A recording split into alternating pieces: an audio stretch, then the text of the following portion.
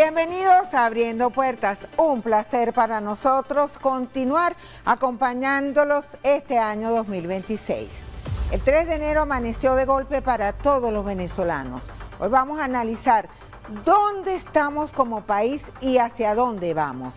¿Cuál es la situación política, económica y constitucional luego de la intervención de Estados Unidos y la juramentación de Delcy Rodríguez como presidenta encargada de la República? Si deseas interactuar con nosotros, puedes hacerlo a través de las redes sociales @Venevisión bajo la etiqueta Abriendo Puertas por BB. Ya estamos listos y vamos a comenzar.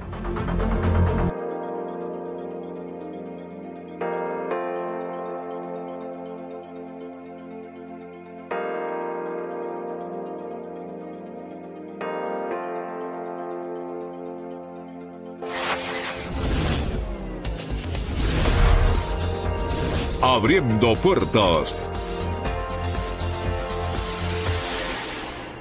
Todo el mundo lo vio como si fuera una película. Muchos venezolanos lo presenciaron y lo sintieron. Finalmente, Estados Unidos atacó a Venezuela. Ahora toca analizar los hechos y sus consecuencias. Y esto es precisamente lo que vamos a hacer en el día de hoy en nuestra mesa de análisis de Abriendo Puertas. Nos acompañan Juan Carlos Tula, abogado, Egle González Lobato, consultora política, electoral y académica, Gerson Rebanales, presidente del Colegio de Internacionalistas de Venezuela. Muchísimas gracias por aceptar nuestra invitación. Gracias a ti, gracias. Comenzamos con unas declaraciones del secretario de Estado norteamericano Marco Rubio, quien anuncia un proceso de 3 fases para Venezuela que contempla estabilización, recuperación y transición. Veamos. El primer paso es la estabilización del país. No queremos que descienda en el caos. Parte de esa estabilización y la razón por la que entendemos y creemos que tenemos la mayor palanca de presión posible es nuestra cuarentena. Como han visto hoy, 2 barcos más fueron incautados. En este momento estamos en pleno proceso y, de hecho, a punto de ejecutar el acuerdo para tomar todo el petróleo. Ellos tienen petróleo que está atrapado en Venezuela. No pueden moverlo debido a nuestra cuarentena y porque está sancionado. Vamos a tomar entre 30 y 50 millones de barriles de petróleo. Lo vamos a vender en el mercado a precios de mercado, no con los descuentos que Venezuela estaba obteniendo. Ese dinero será manejado de tal manera que controlaremos cómo se distribuye, de una forma que beneficie al pueblo venezolano, no a la corrupción ni al régimen. Así que tenemos mucha capacidad de presión para avanzar en el frente de la estabilización. La segunda fase será una fase que llamamos recuperación, y consiste en garantizar que empresas estadounidenses, occidentales y de otros países tengan acceso al mercado venezolano de una manera justa. Además, al mismo tiempo, comenzar a crear un proceso de reconciliación nacional dentro de Venezuela para que las fuerzas de oposición puedan ser amnistiadas y liberadas de las prisiones, o regresen al país y comiencen a reconstruir la sociedad civil. Y luego la tercera fase, por supuesto, será una de transición.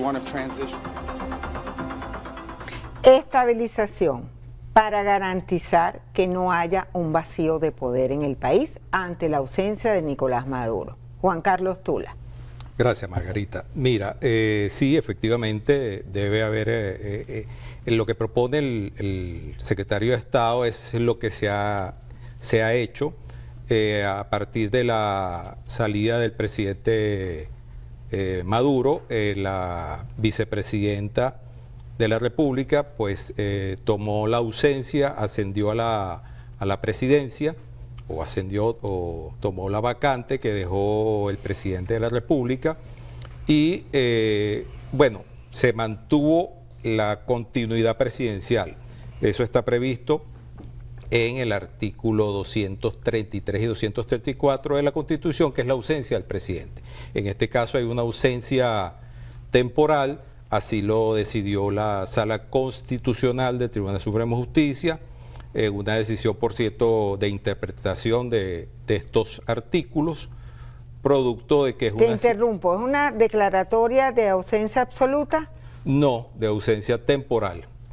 Entonces estamos ahorita ante una situación de ausencia o vacancia temporal del presidente de la República. En este sentido, le corresponde a la vicepresidenta de la República, como te dije al comienzo, pues asumir la presidencia, y tiene ella 90 días a partir del momento en que se juramenta para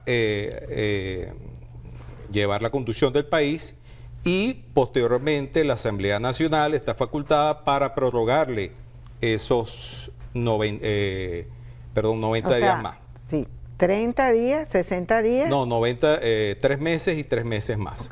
Y después un mes para convocar elecciones. Pero eso lo vamos a ver más adelante. Tenía que ser así. Entra en el juego Delcy Rodríguez, es encargada como presidenta de la República, la primera mujer mandando en Venezuela, es la primera vez que una mujer ocupa este cargo, así sea de una manera interina. ¿Cuáles fueron los factores, a tu juicio, para que Estados Unidos tomara esta decisión? Bueno, el primero habría que decir que este escenario que estamos viviendo, pues no lo pensaba nadie, era el menos pensado.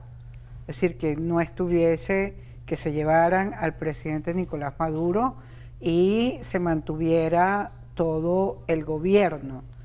Y Venezuela tomó la vía constitucional, que es un detallazo, es decir, es muy bueno.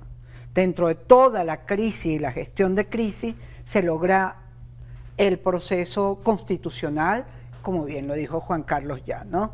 Ahora, ¿qué decisiones tomó, qué llevaron a tomar a Trump esto? Primero, es una coerción militar que se ejerció sobre Venezuela. No hay ningún artículo en el derecho internacional, ninguna norma que permitiera ni que justificara, a mi juicio, lo que ha ocurrido. Esto nunca, el ataque a Venezuela nunca debió ocurrir. Sin embargo,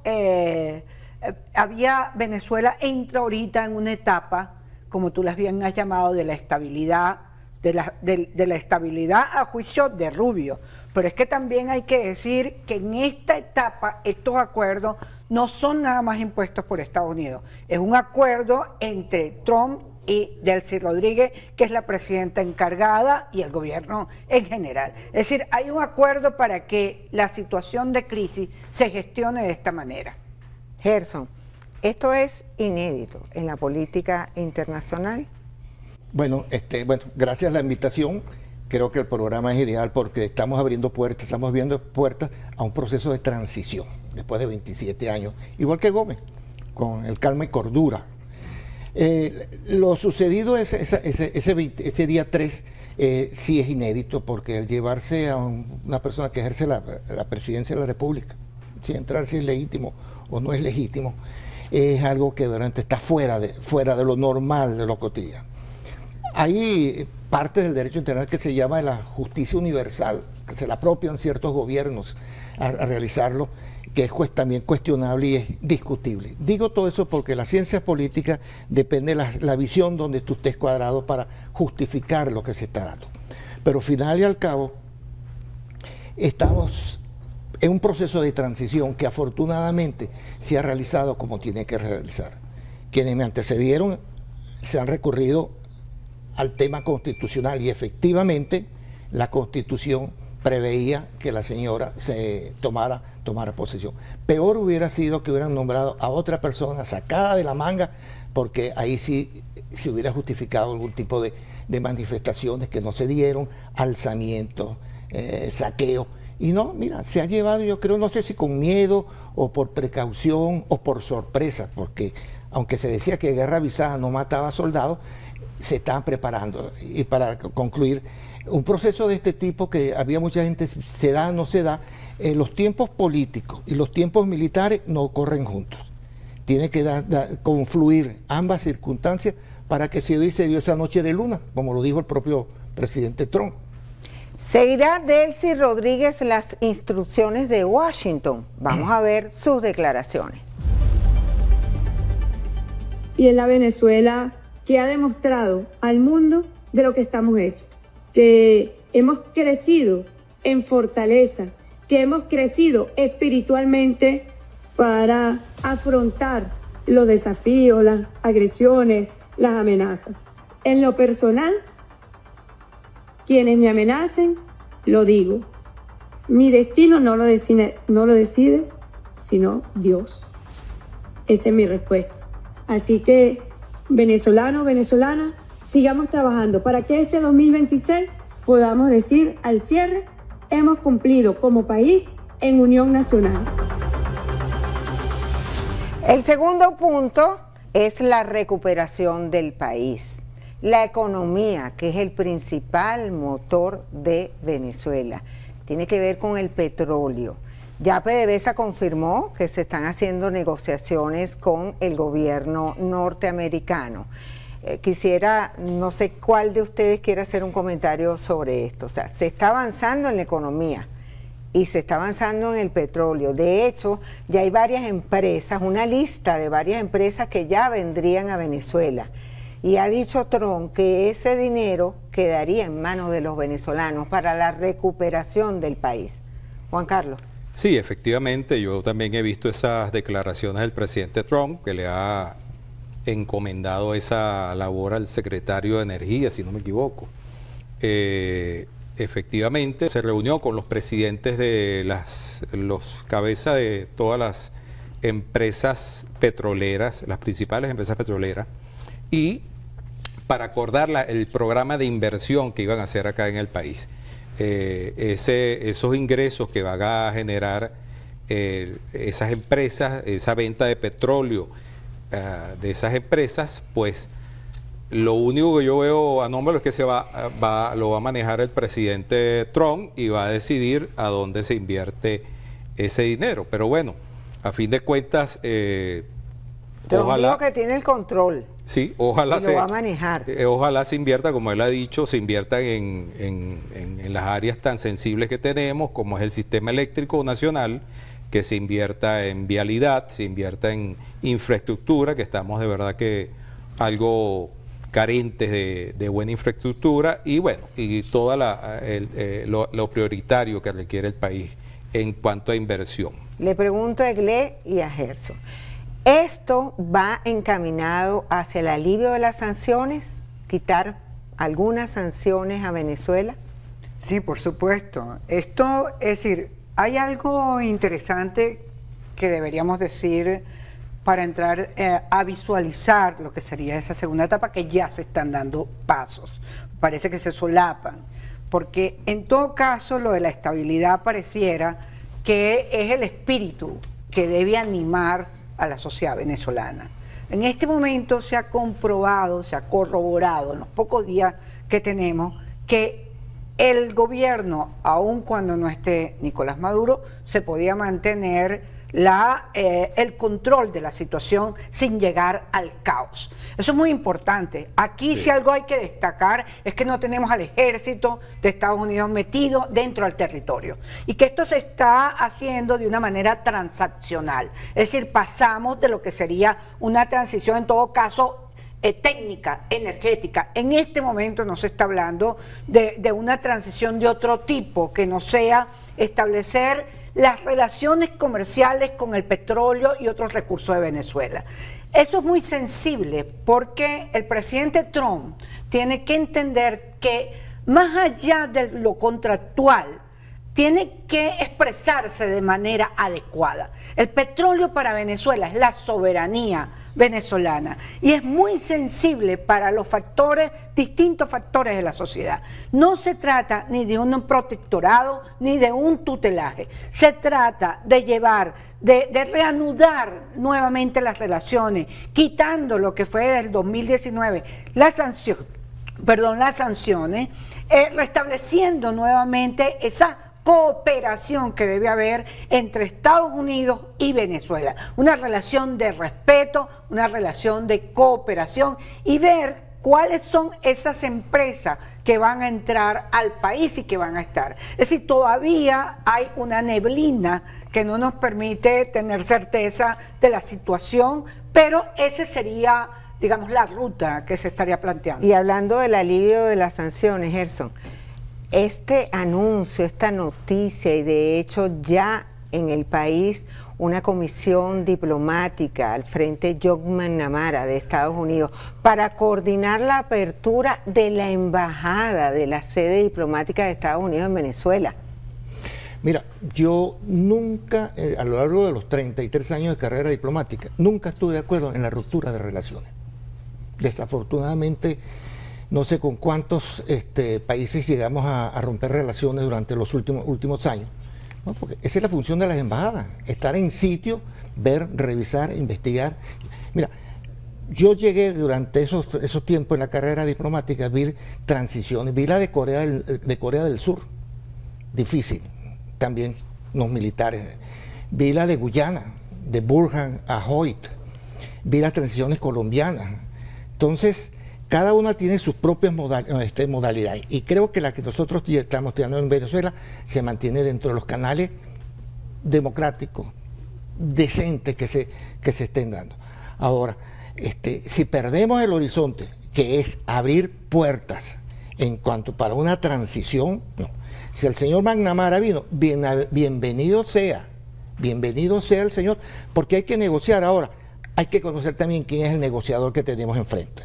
El señor Trump es un hombre duro, un hombre de negocios. Yo siempre decía que no era un político, que era un hombre de negocios como siempre. Y como negocio juega duro. Y cuando se negocia con una gente de ese tipo, que tiene agarrado el sartén por el mango, donde tú no te quemas, él no se quema, los que están alrededor tienen que agarrar el sartén con mucho cuidado, con unos guantes para no quemarse. Y él es duro en eso. Si alguno recuerda un programa que tuvo él, tanque de negociaciones o algo así de ese tipo, veía lo que el hombre anda buscando. Y es lo que está buscando para su país. Lamentablemente, él es así. Los americanos votaron por ese señor. Depende de nosotros la conducta que nosotros enfresquemos, como que le dice aquí la doctora, defendamos nuestra soberanía. Y nuestra soberanía forma parte del petróleo. Tenemos que hacer una pausa. En la próxima parte vamos a analizar la transición política. Esto es Abriendo Puertas. Ustedes quédense allí. En instantes regresamos. Abriendo Puertas. Ya regresamos.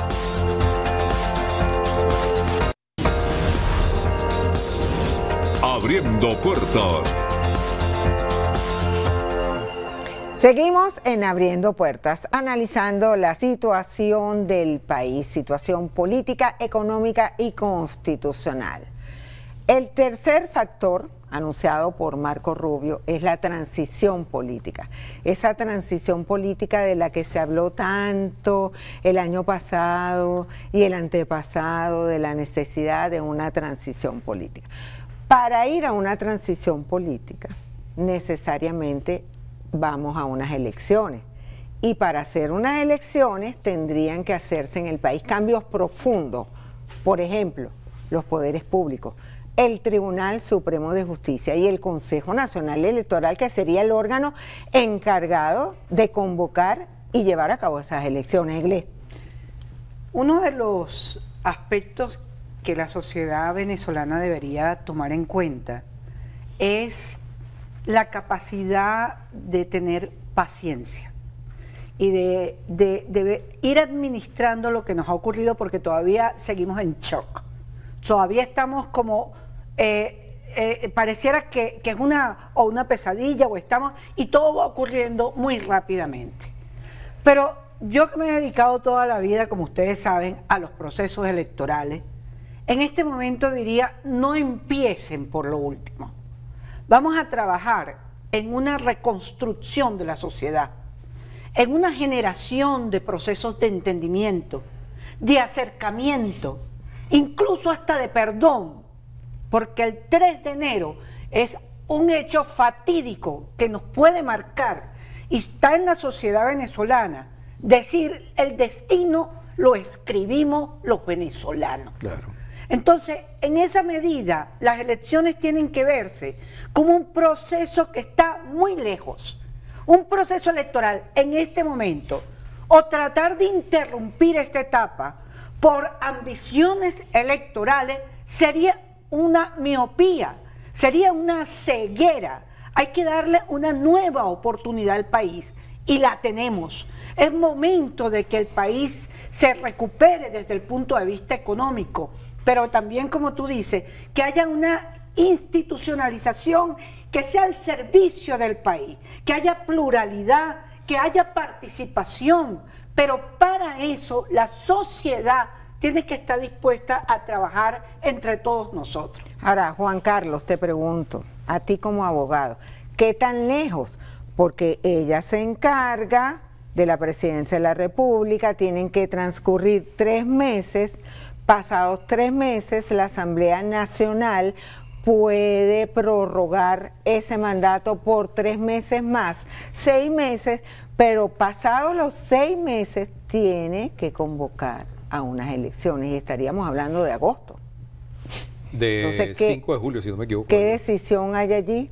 Bueno, dice la Constitución que pasado esa prórroga, la Asamblea Nacional evaluará si se encuentran los extremos de la ausencia absoluta.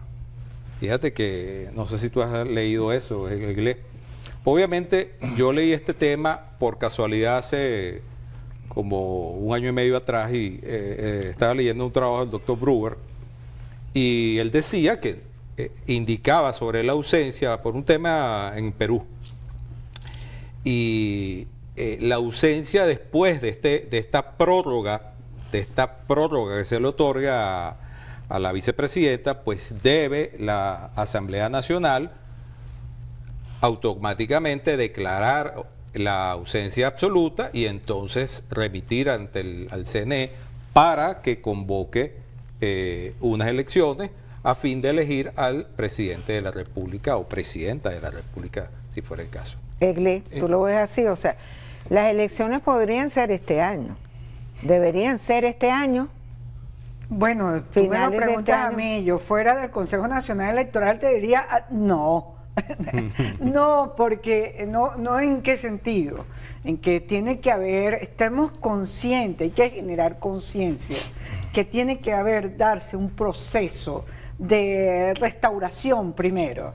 Es decir, tiene que haberse, porque por ejemplo, no es que estemos en contra de la Constitución, sino que hay que llevar, hay varias etapas que hay que completar. Sí. Es decir, aquí va a haber probablemente algunos cambios dentro de la dirigencia nacional, es decir, de la dirección nacional del país. Es decir, yo creo que vamos hacia una apertura, pero progresiva, que nos conlleve hacia la posibilidad de generar condiciones para que un proceso electoral sea aceptado por todos los factores. Además de condiciones, habría que generar confianza. Confianza en el árbitro, que es en este caso el Consejo Nacional Electoral. Sí, tú planteas la necesidad, y seguramente va a ser así, de una observación internacional muy amplia.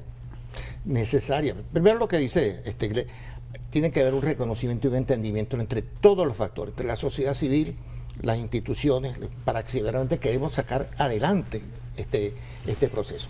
Cumplidos los 180 días, 90 más 90, y declarada la vacante absoluta, está yo creo que sobre en la vista, en la acción de que tiene que haber un entendimiento entre esos factores para fijar una fecha y una serie de condiciones.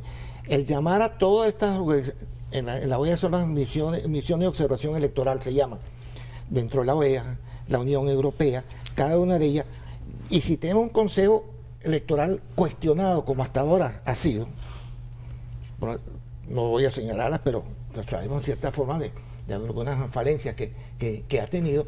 Si existen esos organismos internacionales, yo creo que se servirían para encuadrarlo, cómo realizar ese proceso. Hay que revisar el registro electoral, hay que revisarlo totalmente. Y revisarlo y depurarlo. Y depurarlo. Eso tiene un tiempo. Entonces, si tenemos gente especializada, técnica, como son de estas misiones electorales, podemos salir adelante. El tiempo es parte de una negociación, de fijar que estén las condiciones y se va a una negociación entre todos esos factores de poder para llegar a ese... Pero fijarnos que lo vamos a hacer el 28 de diciembre del próximo año, el Día de los Inocentes del próximo año, no lo veo que sea razonable en ningún momento. Tenemos que hacer otra pausa. En la próxima parte vamos a hablar sobre el decreto de conmoción externa que está vigente en el país. ¿Cuáles son las garantías para los ciudadanos? Esto es Abriendo Puertas. Ya venimos. Abriendo Puertas. Ya regresamos.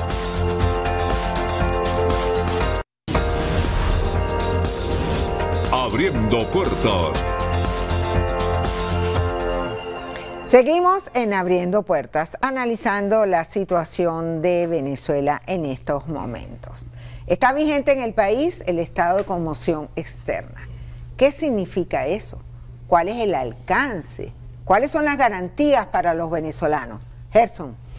Bueno, yo creo, no es que creo, sino lo que establece la propia Constitución, que ante una situación de ese tipo, el Estado evidentemente tiene que asegurarse. El cuestionamiento está en el respeto a las garantías de los derechos civiles del individuo, que cuando hoy en día no tienes ciertamente una garantía en cuanto a la libertad de expresión, cuando no tienes la garantía de circular libremente porque hay ciertos grupos que te están parando, que si en la cota 1000, eso es perjudicar. Ciertamente que el Estado tiene que de alguna forma tener ese control que afortunadamente, vuelvo a repetirlo, que tenemos nos han logrado canalizar las emociones que tenemos. Pero al final y al cabo, para llegar a esa transición hay que eliminar ese decreto. No Juan se Carlos, puede ir. la mandataria nacional puede dictar medidas extraordinarias ante cualquier amenaza. Sí, claro, es que el decreto de conmoción, tanto interna como externa, le permite al presidente de la República, en este caso la presidenta encargada, pues dictar medidas a favor de, como dijo Gerson, proteger la población, el país, proteger sus instituciones. Y bueno, eso es parte, no hay que verlo naturalmente a raíz de los eventos del 3 de enero, obviamente que es lo mínimo, ¿no? que puede hacer Pero yo preguntaría, si ya se dio que es un hecho cumplido, lo que iba a producir esa conmoción externa que sabíamos que venía, y en guerra avisada no muere soldado, ya sucedió. Ahora tenemos que bailar pegado. Cuando yo estoy recibiendo y abriendo una misión de los ejecutores de esas acciones, cuando yo tengo reunidos las empresas que van a venir, yo creo que ese término de conmoción externa ya no tiene mucha vigencia. No sé qué pueden presentar ustedes. Ya sucedió. Bueno, y estamos normalizando. Estoy dando para poner un poco de picante sobre la mesa. Pero es que la amenaza todavía no ha cesado. No hay una amenaza, la amenaza se mantiene. Por más que ayer el Senado en Estados Unidos tomó una decisión que pareciera que frena. Exacto, esa al presidente resolución, Trump, una votación que frena un segundo ataque por parte del presidente ola Trump. de Pero el ataque. presidente Trump parece que dijo, bueno, no voy a hacer caso, no lo sé. Pero él le restó importancia. Él logra, sí, pero luego se suspende también. Hubo una declaración el viernes pasado donde él decía que se suspendía esa segunda ola. Pero aquí se bombardeó este país. O sea, aquí se atentó contra la vida de civiles, de militares, de inocentes. Es decir, aquí se atentó contra nuestra tierra, digámoslo así. Es decir, un país como Venezuela que no ha agredido a Estados Unidos. A Estados Unidos, en cualquier otra invasión, en Libia, por ejemplo, antes de invadir, bueno, Estados Unidos estaba llorando, lamentablemente, la muerte de 35 estudiantes y le hicieron durante años. Eso no. En Venezuela ha ocurrido algo que es inadmisible, inaceptable, un estado de conmoción. Es decir, hay que destacar que aquí se siguió un proceso constitucional, que un estado de conmoción era ante la amenaza que había sido real y que se había dicho, si ustedes no hacen lo que yo digo, un presidente de Estados Unidos llega y dice, si usted no hace lo que yo digo, bueno, ya saben que estamos preparados para la segunda ola. Eso evidentemente que es lamentable, pero por otra parte, mira, los venezolanos que estamos dentro del país hemos hecho un gran esfuerzo en una convivencia pacífica en momentos de conflicto, de crisis. A los venezolanos que están fuera del país les pedimos que no provoquen conflictos dentro del país. No es lo mismo ver un misil y sentirlo que estar hablando desde afuera, amenazando o asusando para que se ataque al país. Entonces, que como dice, como estamos hablando acá, es importante que en esta etapa donde van a venir, que empresas, claro que sí, pero primero el país, hay que calmar al país, hay que asegurarse. Y esa es la prioridad de la presidenta encargada. Tiene que garantizar la protección de los venezolanos. Otra de las noticias más importantes de la semana es la liberación de presos venezolanos y extranjeros. No todos los que se esperaban, pero ya se ha visto que han salido, sobre todo presos emblemáticos políticos como Enrique Márquez, Viallo Pilieri, y esperamos que sean mucho más. Tenemos unas declaraciones de Enrique Capriles. Vamos a ver su reacción. Creo que parte de nuestra presencia aquí es precisamente la búsqueda de que se abran las cárceles. Ojalá que eso sea para todos, no sea un grupo, ojalá que sea libertad plena, no que sigan con la espada en la espalda, sino que haya libertad y que haya justicia. Yo creo que ese es un gran anhelo del país. Yo creo que el país necesita pasar la página de la revancha, de la persecución, del hostigamiento. Gerson, Juan Carlos, esta es una medida que busca la reconciliación nacional.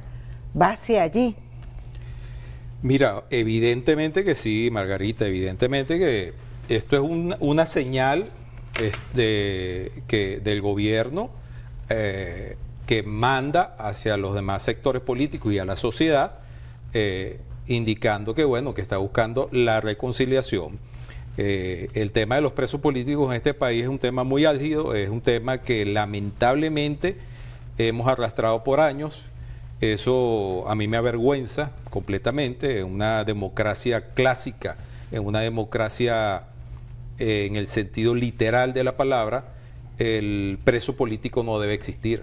Entonces, el que tengamos presos políticos y el que caigamos en una suerte de secuencia que todos los años o todos los meses tenemos que negociar la salida de unos, pero entran otros, eso tiene que acabar totalmente. De por sí yo creo que, espero, no sé qué opinas tú, Egle y Gerson, aquí tiene que haber un acuerdo. Yo sé que los acuerdos nacionales suenan muy trillados, pero tiene que haber un acuerdo nacional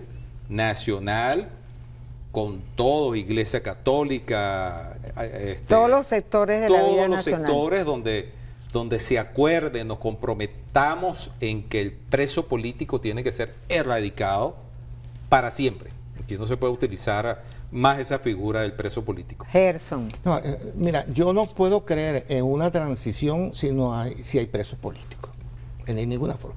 Aquí hubo un golpe, el 4 de febrero, y aquí se le dio amnistía a toditos los que se alzaron en armas contra la Constitución. Yo fui cadete y juré una bandera, igual que toda esta gente. Entonces, si vamos como no, hay la reconciliación, pero también los responsables de crímenes de lesa humanidad que no se van a acabar ahorita, porque son permanentes. Ese delito es permanente. La Corte Penal Internacional no ha cumplido con su función, pero los que son responsables, que sean responsables. Hay también hay una justicia transicional para proveer verdaderamente el responsable.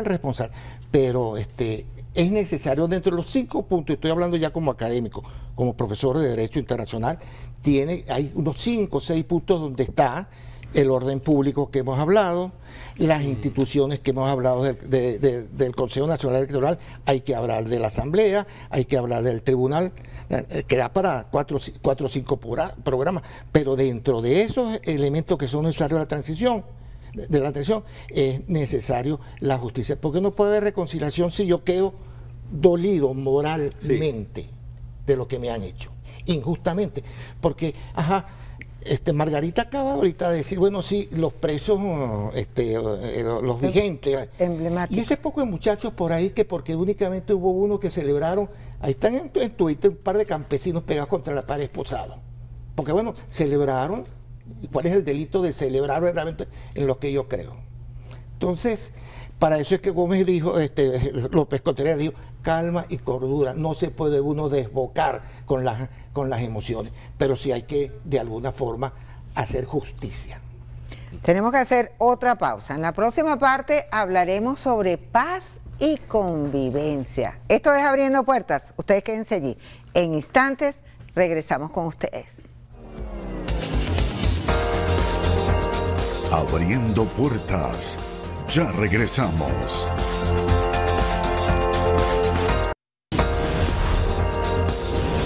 Abriendo Puertas. La presidenta encargada de la República, Delcy Rodríguez, ha manifestado que va a poner el foco en la paz y la convivencia. Tenemos un sonido, vamos a verlo. No se puede permitir expresiones sociales, políticas, económicas, extremistas ni fascistas, porque han derivado en situaciones muy peligrosas para la vida de esta república. Y por eso debemos, desde los más pequeños hasta los más grandes, tener programas de paz y de convivencia nacional. Hay que sanar esas heridas que tiene nuestra sociedad. Y la herida que dejó muy profunda en nuestro pueblo, el ataque del 3 de enero, que fue impulsado, solicitado, apoyado y respaldado por el extremismo y el fascismo venezolano. Egle, ¿cómo se logra la paz en Venezuela? Bueno, primero, Venezuela tiene una lección terrible, porque luego del hecho violento que significó el ataque de Estados Unidos a Venezuela, pues tenemos que entender que no queremos la guerra. Y la paz no puede estar lleno de banderas vacías, hablar de la paz como que si fuese, no. Son procesos de diálogo, procesos de entendimiento. Lo que está diciendo la presidenta encargada es, acaba de ocurrir un hecho que pudiera exacerbar aún más los odios. Tenemos que tratar de recuperarnos, de sanar las heridas. Previo al ataque, los venezolanos pasamos un momento difícil de erosión, de crisis, de conflicto. Hay que entender que eso lo que lleva es a la destrucción del país. La manera de crear un país, de dirigirlo hacia el progreso y el desarrollo, es una sociedad civilizada, que se entienda, con diálogo. Y eso se lo vamos a demostrar, no solamente a Estados Unidos, sino a toda la comunidad internacional. Los venezolanos no necesitamos una barbarie contra nosotros. Nosotros podemos entendernos. Lo que no hicimos antes de ese ataque, estamos obligados a hacerlo. ¿Cómo se hace con esos sectores extremistas de los que habla la presidenta encargada? Mira, como dice Egle Margarita, es menester y es mandatorio que nosotros nos pongamos de acuerdo.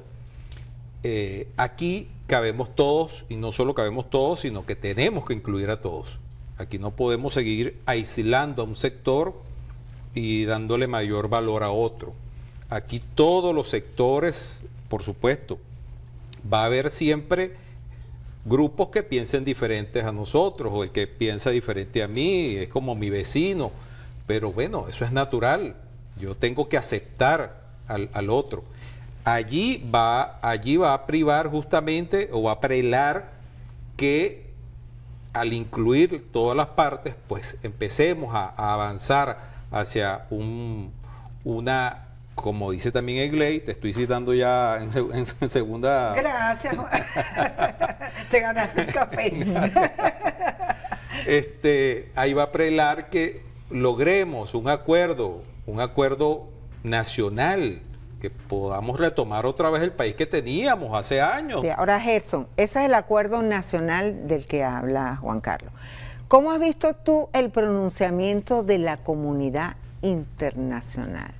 ¿Cuál ha sido la manifestación que más te ha marcado dentro de esos apoyos o desacuerdos con lo que ha pasado en Venezuela? Mira, yo he visto, y por eso es que te manifesté de la OEA, vamos a hablar de las dos últimas grandes asambleas, si hablamos de la comunidad internacional, dentro de las Naciones Unidas y dentro de la propia OEA.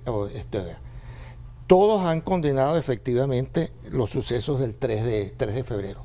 Pero también 3 de enero. El 3 de enero, pero también le han puesto el punto sobre los temas que están acusados y que hay que probarlo, si ciertamente la droga está metida dentro de esto. Creo que ese es un elemento que...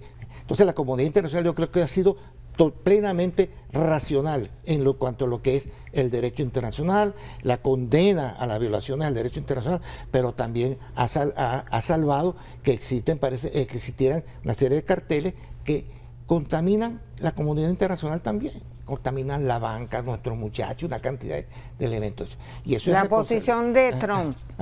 La posición de Trump. Mira, la posición de Trump es un hombre de negocios, ese no es ningún tipo de político. Y siempre le he dicho a mis alumnos que cuando uno lee un acuerdo internacional o cuando uno tiene que ver mucho la posición del otro lado. Son los intereses americanos los que están prevaleciendo China, ahí. Rusia. Cada uno prevalece y busca sus propios intereses.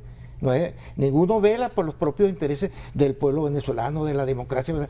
Eso puede ser un argumento.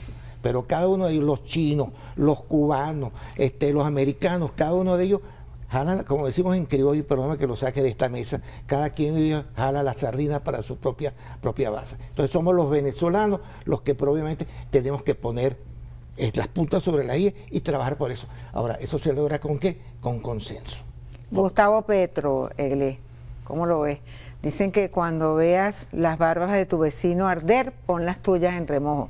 Y ha habido un enfrentamiento entre Donald Trump y Gustavo Petro. Sí, y por ahí está Lula también. Una de los problemas que genera ese ataque a Venezuela era si todos los países se vieron allí, todos, y han tenido respuestas, tal vez el presidente Petro una respuesta inteligente, porque eso hay que evitarlo. O sea, ese daño no es necesario para las relaciones entre los países. Eso atenta contra la soberanía de cualquier país, que son las reglas después de la Segunda Guerra Mundial que quedaron establecidas. Y Petro, por supuesto que está mirando la complicación y la complejidad mucho mayor que tiene Venezuela. Sí, ellos tienen un problema que han superado con mucho dolor, mucha lágrima y mucha sangre. Entonces, que Petro haga todo lo posible para lograr un entendimiento con el presidente Trump, pues bienvenido, y hay que apoyar esa situación. Y entiendo que está apoyando esta etapa para que Venezuela se estabilice y tome un rumbo distinto. Gerson. Mira, yo creo que por primer momento voy a diferir un poco de lo que dice la doctora. Qué bueno. Porque hay que recordar que Petro está contra la pared. Petro la semana antes pasada, a finales de octubre, se paró en una esquina del Brooklyn a pedirle a los soldados americanos que no atendieran a su comandante en jefe. Ahora cuando vio las barbas arder, entonces ahora sí quiere, ahora sí bajó a otro nivel. Entonces yo realmente no creo dentro de eso. Colombia ha sido una de las primeras que pasó por debajo de la mesa. ¿O es que no se acuerdan de que Colombia, Uribe bombardeó a Ecuador los puertos estos de Marulanda? De Reyes. De Reyes. Porque lamentablemente esa es la política. Si tú no tienes unos líderes verdaderamente, vamos bamboleándonos en este tsunami que nos lleva. Entonces lo que hay que volver realmente es a eso, a los principios del derecho internacional, pero con sinceridad, no utilizarlos y aplicarlos cuando te interesan a ti, hasta demagógicamente. Ya estamos concluyendo este programa, pero un pequeño comentario de los tres. La posibilidad de que Donald Trump venga a Venezuela, ¿cómo se vería eso? Gerson, rapidito. No lo veo. Egle. Me parecería muy bien que venga. Juan Carlos. Sí, bueno, como dice Gerson, quizás en el inmediato plazo, pero como él es una persona tan intempestiva, es posible que a lo mejor se coordine y se aparezca. Si hay un cambio de gobierno quizás, pero de lo contrario. No, la sugerencia es que pronto vendría a Venezuela. Incluso se decía que la presidenta encargada iba a ir a Washington, pero eso fue desmentido por el ministro de Comunicación, y Donald Trump también tiene previsto varias reuniones muy importantes la próxima semana en Washington. Es que, como dijo Gerson, tenemos que retomar y restablecer las relaciones con los Estados Unidos. Nosotros hemos tenido relaciones comerciales y relaciones amistosas con ellos históricamente. No sé desde cuándo, Gerson. Bueno, Trump dijo que él no iba a poner una bota sobre el suelo venezolano, pero si viene para Venezuela, vamos a tener aquí toda la caballería montada totalmente sobre Venezuela. Si ese señor viene, lo recuerdo porque la visita de Clinton, que creo que fue el último que vino. ¿Ustedes creen que la presidenta encargada de la República, Delcy Rodríguez, va a atender todas las instrucciones del gobierno norteamericano? ¿Va a ser obediente? ¿Va a cooperar? Yo no uso la palabra obediente, yo digo el término cooperar. Separo uno de otro, porque no es una señora de pedigrí que va con un collar. O sea, es una mujer que ha demostrado que tiene bastante inteligencia para es hacer una mujer preparada. Pero sí creo que está en la razón. Si estamos hablando sinceramente de transición, tienen que cooperar para que los dos caminen juntos. Egle, ¿tú ves al chavismo o el madurismo participando en las elecciones? Porque si va a haber elecciones en Venezuela, tiene que ser con igualdad de condiciones, donde todos puedan participar, donde todo el que quiera y sea venezolano y reúna con las condiciones establecidas en la Constitución pueda participar si se quiere lanzar a la presidencia de la República. Pero claro que lo veo. ¿A quién ves? No, ¿A quién ves del oficialismo aspirando a la presidencia de la República? No, veo a varios o a varias. Los veo. O sea, ¿ves a la propia Delcy Rodríguez? ¿Ves a Jorge Rodríguez? Bueno, pero es que... Héctor Rodríguez, Diosdado Cabello. Mira, Margarita, todo va a depender. Es decir, la presidenta encargada en este momento tiene el gran desafío de mantener la tranquilidad en contra del colapso, en contra del caos. Y Estados Unidos lo sabe. Eso lo puede lograr. Y además, si logra que Estados Unidos realmente asuma una relación de respeto, de igualdad, de respeto a la soberanía, de no sometimiento al Estado venezolano, bueno, vamos encaminado bien. Es decir, y creo que ese es el gran compromiso que tiene. Ahora, eso le da una plataforma para demostrar su competencia, su pragmatismo y su capacidad. Cualquier otro factor que esté interesado en liderar el país tiene que entender que sería conveniente que considerara evitar cualquier acción que irrumpa este proceso que se está llevando tan delicado, que lo sabotee, que lo altere, que lo quiera implosionar. Eso sería terriblemente muy mal visto por la propia sociedad venezolana. Juan Carlos, ¿y habría la posibilidad de que esos venezolanos que se encuentran fuera del país, pero que han aspirado también a la presidencia de la República, regresen?